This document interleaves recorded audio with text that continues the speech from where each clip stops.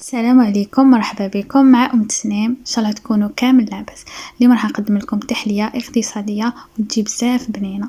نروح مباشره لطريقه التحضير. اذا بسم الله، عندي لهنايا 500 مليلتر تاع الحليب،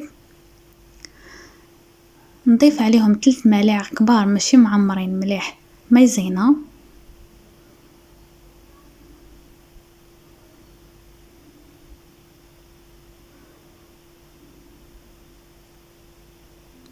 نزيد عليهم 2 ملاعق كبار ماشي معمرين ممسوحين فارينه. الفارينة كي وقستها بالميزان لقيتها 20 غرام. زدت عليهم 100 غرام سكر. خلطوا هاد المقادير جيدا حتى يذوب معنا هذاك النشا، تخلط مليح مع الحليب.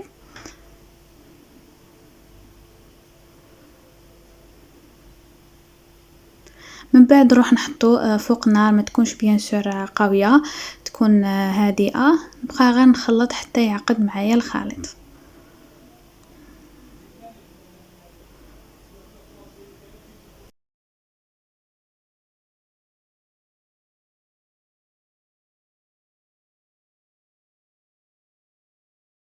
اذا بعد ما عقد معايا الخليط كما راكم تشوفوا، نطفي عليه ونضيف 90 غرام تاع شوكولا. انا شريتها يعني مكتوب فيها 100 غرام، كي وزنتها لقيتها 90 غرام. اذا زيدوا لها 90 غرام تاع الشوكولا بالحليب ولا شوكولا سوداء. خلطوا جيدا حتى تذوب معكم كامل هذيك الشيكولا. من بعد نروح نفرغها في الكيسان تاوعي. سيو كيفاش تخيروا كيسان يكونوا شويه صغار باش يجيكم الشكل شباب.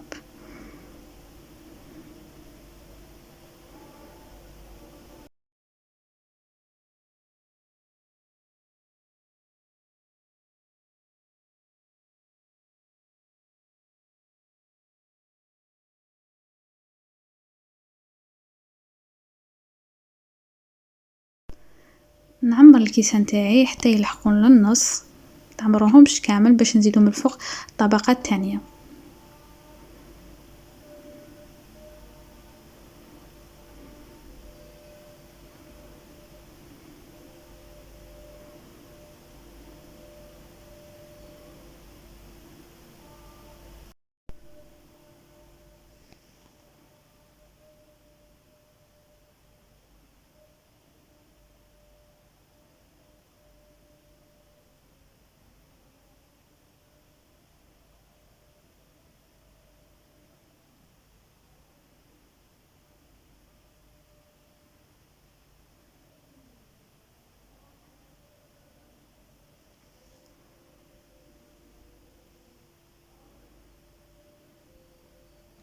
اذا نروحو نحضروا الطبقه الثانيه. عندي في الطبقه الثانيه 500 مليلتر تاع حليب، يعني الكامل الكميه اللي تسحقها التحليه هذه تسحق لتر تاع حليب، قسمتها على 2. اذا الطبقه الثانيه نديرو فيها 500 مليلتر تاع حليب، نضيف عليها 4 ملاعق كبار نشا، اي ما يعادل بالميزان 40 غرام. نخلط مليح حتى يذوب معنا هذاك النشا.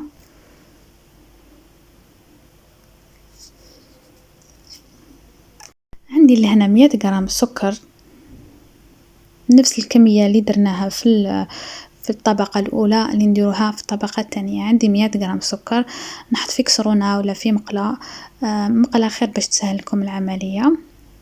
نقصوا النار، لازم تكون هادئه بزاف، وخلوها حتى ما تمسوهاش حتى تذوب كما راكم تشوفوا.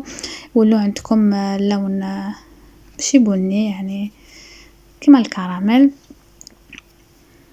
ديروا بقاو تخلطوا هكذا حتى يذوب معكم كامل هذاك السكر. من بعد ضيفوا الخليط تاع الحليب والنشا. ما تخافوش كي تشوفوا هذاك السكر تحجر لكم، بقاو تخلطوا يذوب وحده. بعد ما جمد لي هذاك الكراميل، نفرغوا فوق الطبقه الثانيه الاولى بالخف. بيد ما كملت الطبقه الثانيه الكراميل تاعي، لقيت الطبقه الاولى نشفت. ضيفوها مباشرة. من بعد زينوها كيما تحبوا.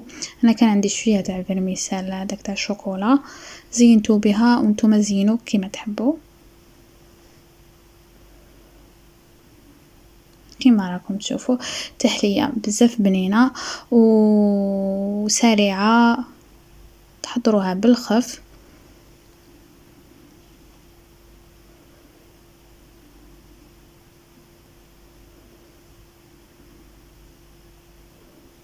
ندخلها للثلاجة تبرد. انا ما درتهاش بردت لي بزاف، خليتها واحد الساعه هكذاك بردت لي. شوفوا كيفاش جاتني، جات ما شاء الله، جات بزاف بنينه.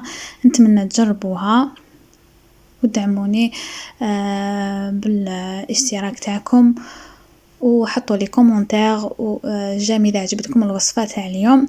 تهلاو في روحكم كامل، الى وصفه اخرى ان شاء الله. سلام.